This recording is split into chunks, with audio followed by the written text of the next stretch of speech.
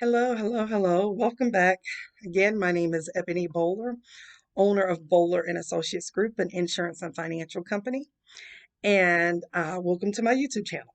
So, last week I prayed for business owners and entrepreneurs. I felt led to, and we went through that. So, covered you all in prayer.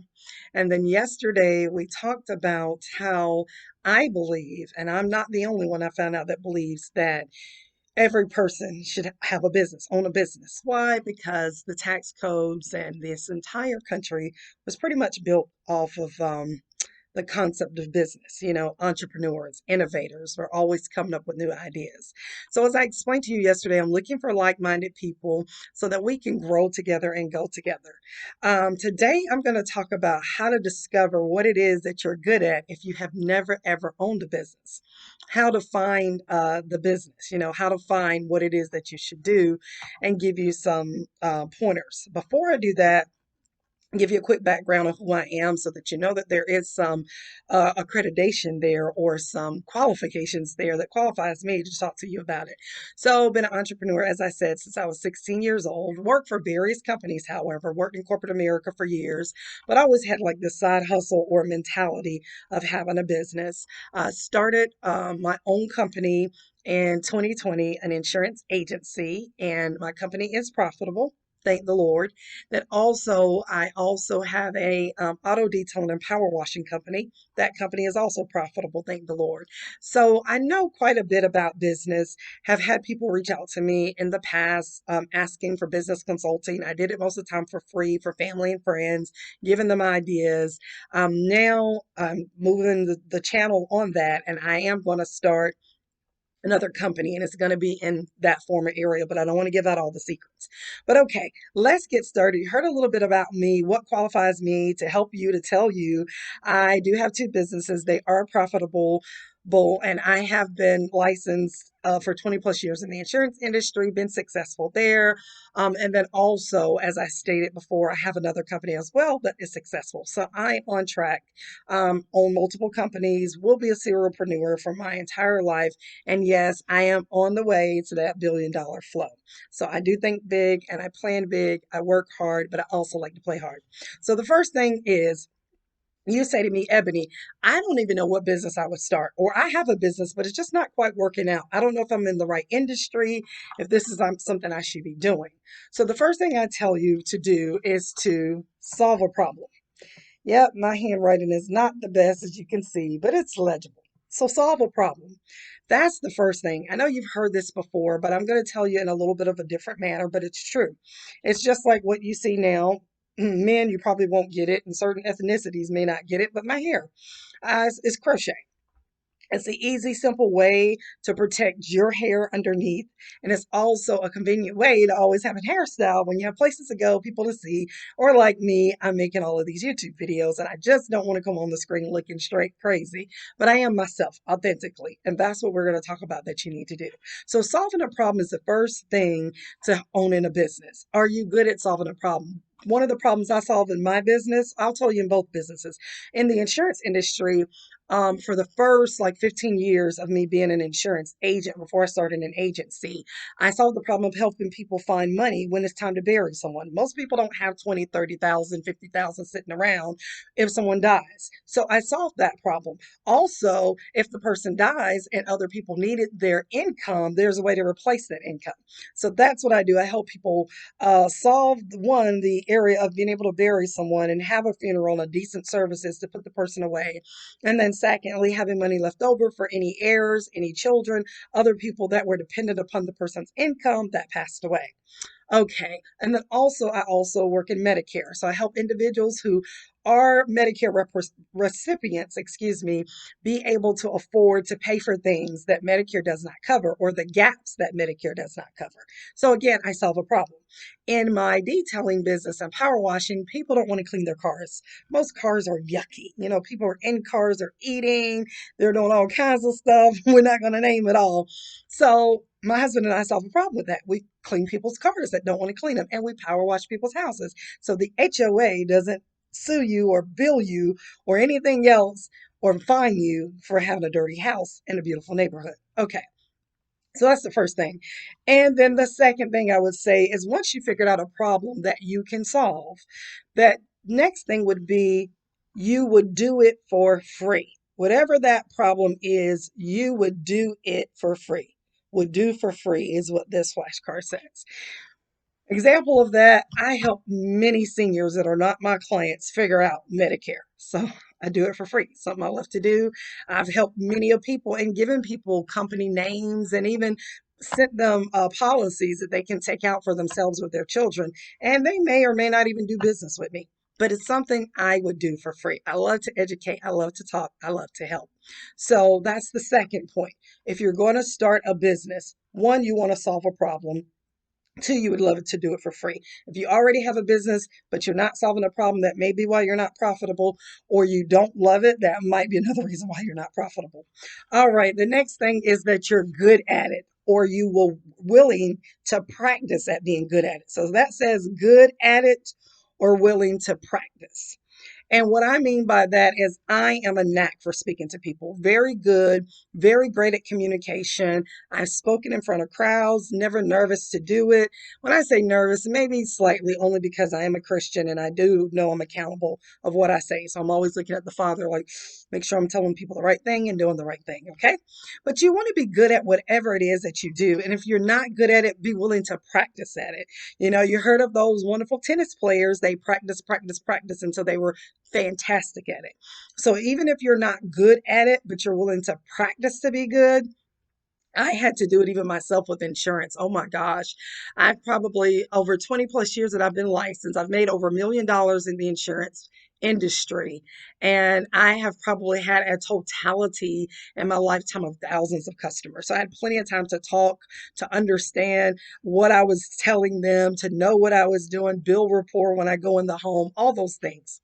Next thing is you want to write it down. Once you've figured out the first three that I named, you've solved the problem, you would do it for free, and you're good at it, or you're willing to practice to be good at it, you want to write it down. Write down what that thing is that you want to do. Write it down. Write it down. Most people nowadays don't do business plans. I know we're in the era where people just bust out being millionaires and multi-thousandaires on YouTube and Facebook and all these different social medias. So everybody doesn't have a business plan, but write it down. I'm a firm believer of writing it. Write it down. Have a vision. I do have a goals and I do have a dreams book and I do write it down. And I actually have it and I purchased this from someone, but I love it. I have the goal date, what the goal is. I have the date that the goal was set, and I have the things I plan to do to achieve the goal. I have notes and I have scriptures because again, this is all biblically based. Anything I tell you is things I've already done and things that the Lord has helped me to do. And then I put down how much money I've sown into it, what it is I put out there to see it come to pass, and the date achieved. Okay. So write it down. Next, not last, but the next one is to pray on it. Pray, pray, pray, pray. As a Christian, as a believer, you should have insight. You should have insight greater than what the world has because you are connected to the Father and because you have the Holy Spirit that dwells on the inside of you so you can hear anything that the Lord is telling you to do. And I'm a great witness of this. There are many a times I had to pivot in my business and I pivoted regardless of what people told me to do. And I continued to do well where they ended up going to multiple different companies before they figured it out and either came back to work with me or they ended up figuring out that insurance just wasn't for them. But if they prayed first and had an ear to hear what they were asking God or what the Holy Spirit, what was registering, that unction inside of them, they wouldn't have wasted a lot of time. They wouldn't have been in the wrong industry or the wrong business. Because I can tell you now, friend, from 0 age to 100, time is not on our side. We get older every day. Our bodies change every day. The life moves on. So you don't have a lot of time to waste. So pray on it.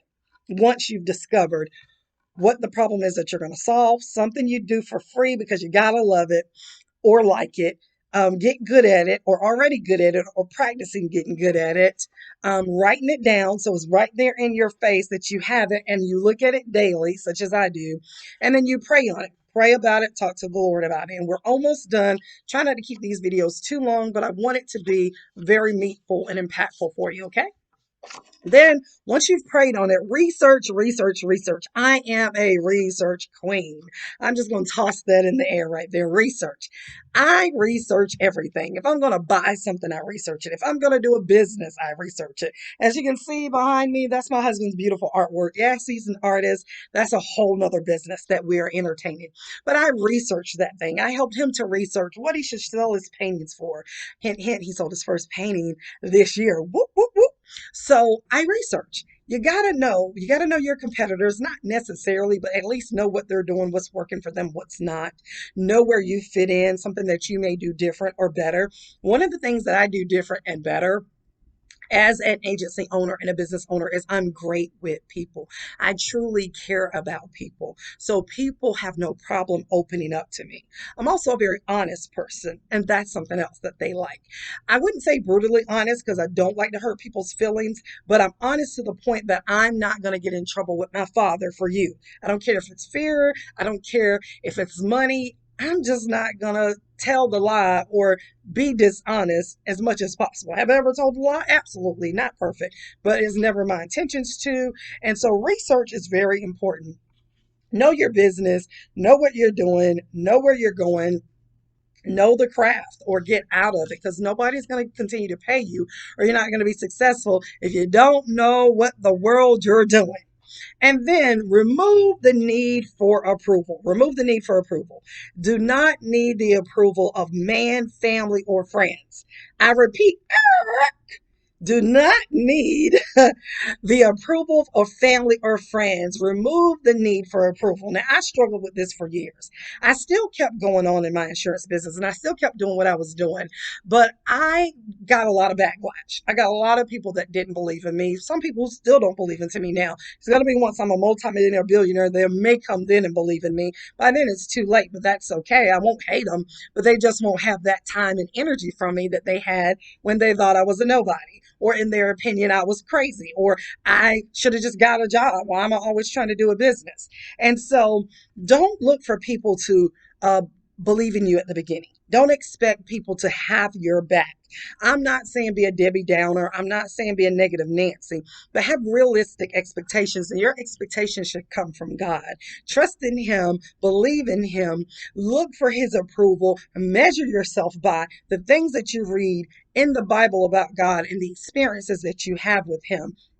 And I guarantee you, you'll be successful because I wasted a lot of time people pleasing. I wasted a lot of time being worried about the naysayers. I wasted too much time trying to convince people of who I was. Now, that's over with. I'm focused, and that's why I'm getting rapid and fast and quick results. And then the last but not least is a game plan. Have a game plan. Have a game plan. Once you have discovered all of these things that we talked about today, have a game plan of how you're going to execute. What time in the morning are you going to get up? What time are you going to go to bed? Have a notebook sitting beside you or some flashcards so you can write things and ideas and creativity as they come to you. I promise you, it will scream at you in the middle of the night. That's why I've got such a big head, because there's so much that goes on in this head. Good things, by the way. I'm always thinking, very innovative, always coming up with ideas.